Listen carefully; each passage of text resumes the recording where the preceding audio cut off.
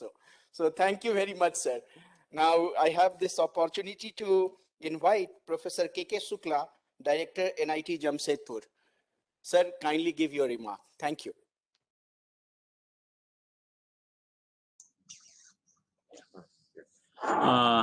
Good evening. Am I audible?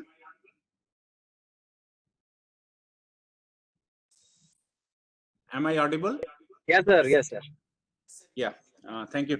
So, Professor Nagvosanji, Director, Triple IT Allahabad, Professor Purohit, Coordinator of this workshop, distinguished speakers who have just spoken in this session and also in the morning session. Warm welcome from NIT Jamshedpur and good evening to all of you. At the outset, I would like to sincerely apologize for not joining well in time because my office did not put the mail to me that this link has come. I was in my office anyway. Nonetheless, I'm late but in right time.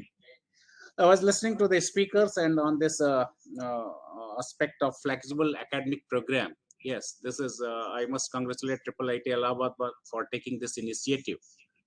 It's very easy to say, but it is very difficult to implement. So I hope that this deliberations will show some light on implementation part.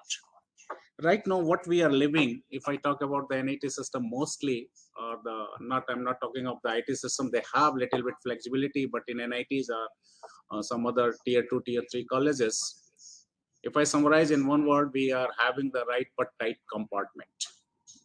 The aim is to have the tight but light compartment. I would like to begin with a quote. A student says that I cannot understand what you teach. Sir, would you like to teach the way I can understand? So this should be the whole philosophy of the teaching and the academic program, and flexibility is the answer, but of course there should be caution in implementation. We talk about the multidisciplinary approach, we talk about the electives, we talk about the credit transfer, so on. But if you see and you go on implementing, I have the experience at NIT Jamshedpur, I will say in a couple of minutes, that when we are going for the course revision for different courses, people say, if I take the example of civil engineering or mechanical engineering, the core courses, core branches, people say that if I don't teach this subject, he or she cannot be a complete civil or mechanical engineer. So there is always doubt.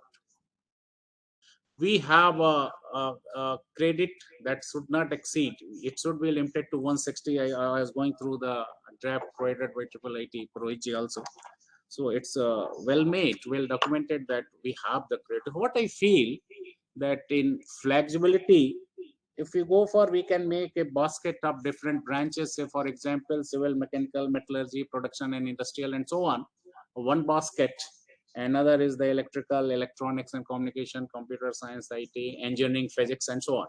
So we can have different baskets. In these baskets, to maintain the flexibility, what we can have, for example, one sub basket of courses containing humanities, sciences, considering physics, chemistry, mathematics, environmental sciences, and some courses of the programming as the basic courses, that may differ for the civil engineering stream, we can say the infrastructure or mechanical sciences, and the communication or the electronics stream.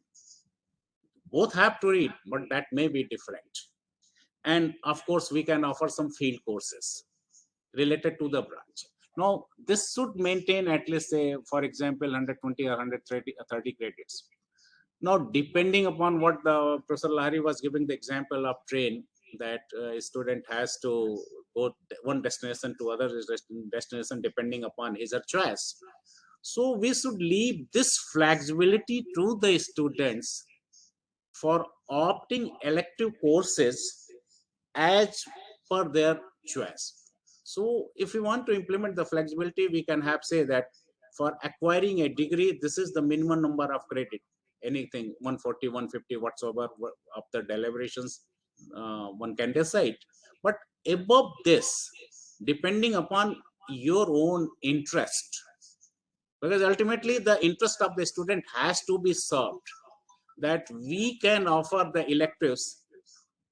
Anyone can take, say, student A takes the 20 credits additional, student B can take 17 credits or 15 credits, up to a minimum to maximum credit. So depending upon the requirement or interest, the student can take the credit as form of elective courses. Now the real problem is with the implementation, because most of the institutions, they are having lack of the faculty members. So what actually happening, we give the electives, but we force that you have to take these electives. So if in practical, if the flexibility has to be implemented, then definitely we have to take the help of the faculty members from other institutions.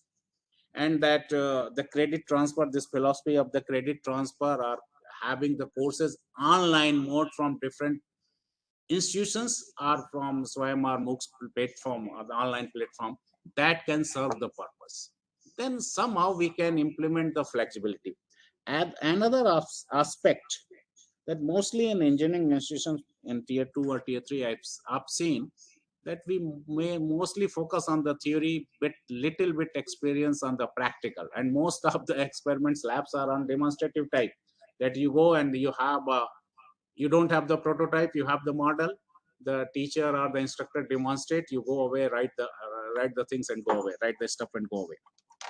So there must be some sort of you can say courses which we can do, like this learning by doing, that there should be certain lab classes, that whatever you want to do it, we must give this flexibility to the students, that suppose you are studying a particular branch and you have something in your mind, you want to do it, we'll provide you the opportunity, you go to the lab, pursue your passion, and come up with some product or something. That's what we can inculcate, this open lab type of concept. In fact, apart from the traditional one, in each and every program we can have the open lab concepts where the student can pursue his or passion apart from doing projects. So this is one thing which may come to my mind. Another thing that uh, uh, we have to give focus, we have to focus on the emerging technologies or the current technologies. For example, we are going to implement a course here. That's what IIT Delhi has already started. We are also going to start at NIT Jamshedpur, Engineering, Mechanics and Competition. We have adopted this course as a multidisciplinary approach, that how to use machine learning in mechanics, how to use artificial intelligence in mechanics. That's all. How to use the data analytics or data structure in the mechanics. So that's what this type of courses, where not only we will be teaching the basic courses of the mechanics, solid fluid or bio, we will also integrate it with the current technologies. So that should be the one way where we can have the multidisciplinary approach. Right now, someone was saying that in IIT Kanpur, they have the courses on the economic side. So how we can integrate the economy with the technology, that should be, I think that can be a great sense, that can make a great sense. So these are some things, if we want to pursue, in fact, the flexibility in real sense, we have to think as far as the academic institutions are concerned. So in short, if I would like to summarize that the course curriculum, that has to be, though it is there, it has to be learner centric, considering the interest of the students.